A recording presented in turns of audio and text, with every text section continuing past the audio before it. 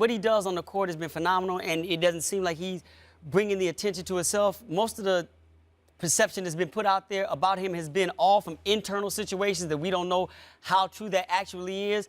But taking for granted that some of it may be true, this is kind of what he may have asked for.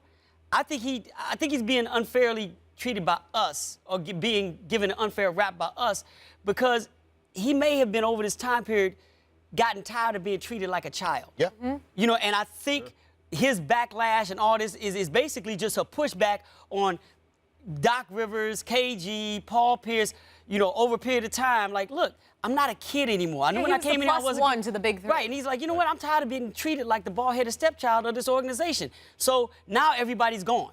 And not that he asked for this. You know, he didn't ask to be here alone to run this squad, but now that all that is gone and nobody's there to really treat him like a child, that we may see a different Rondo. But I think we give him, he got placed that label kind of unfairly, because from the outside looking in, it seemed like, as anybody else would, look, I think I've earned the right to be treated like an adult in this situation, and you all are still treating me like I'm the rookie that came in that couldn't do anything. I'm an all-star player. I'm one of the top 5 point guards in the league. I'm as much responsible for you all getting the championship as anybody on this team. Can I get some type of fair treatment here? And since he hadn't gotten it, he's been labeled to be the bad guy. And I think now that none of that is hanging over his head, I think we'll see a different Rondo. That's the benefit of doubt I'm giving him. I touched on this briefly yesterday. Jackie McMullen wrote a column for ESPN.com in October of 2012 talking about how Rondo had really, the young guys had really gravitated to him in that locker room. And, you know, they were hanging out with the young guys. He was hanging out with them. He'd invite them over to the hotel room, over to his house.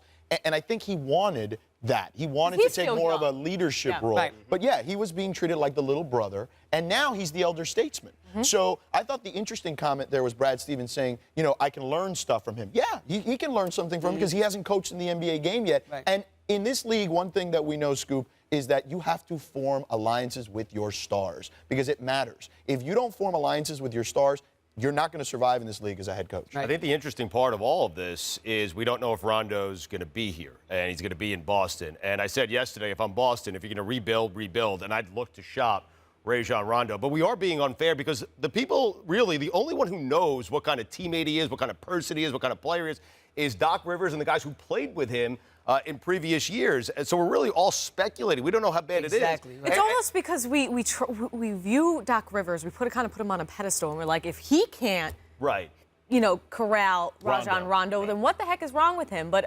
maybe, you know, to each is their own. Maybe they just didn't get along. And maybe they didn't. And I think the same can be said, well, if he can't coexist with Kevin Garnett and Ray Allen and Paul Pierce, he can't coexist with those guys, then how can he coexist? But I think there is something to it. I think there is a relief of those guys no longer being there and Rondo being the guy. I just don't think Rondo is a guy you can build your team around. And so I think we're being unfair to him, but I also think the Celtics... Why do you think that?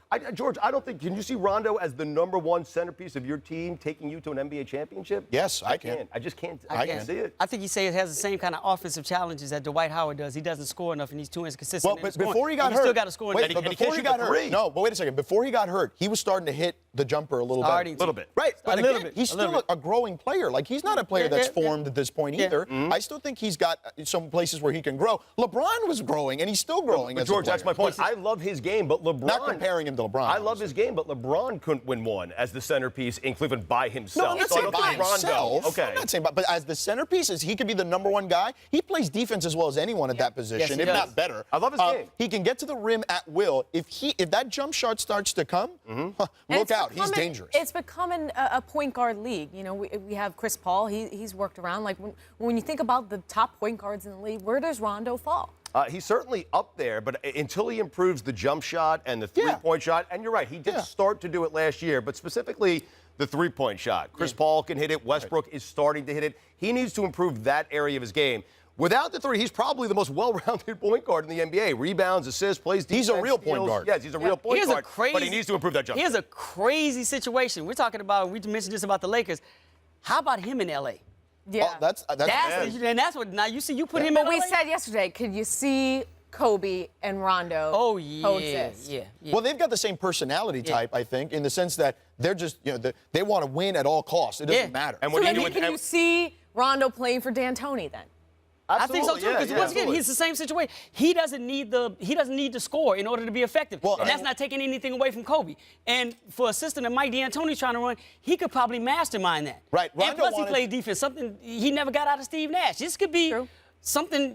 This could be good. Rondo wanted to pick up the pace in Boston, whereas Doc Correct. and those guys wanted to slow it down more into the half court. I mean, you have Rondo, Kobe, and Pau Gasol. If we're talking about next season or this upcoming season, what I'm I don't know saying. what you do with Steve Nash in this scenario, but if you have those three, that's pretty Did good. we just three. trade Rondo to the Lakers? I think we did. We come with scenarios, right? You can pay us later. We got the Celtics and Lakers helping each other out. I don't know Trades. that. I don't know how that's going to work. How bad would a team be if we were the general managers? Pretty bad. Hey. Pretty bad. I know how bad my team is. Pretty bad.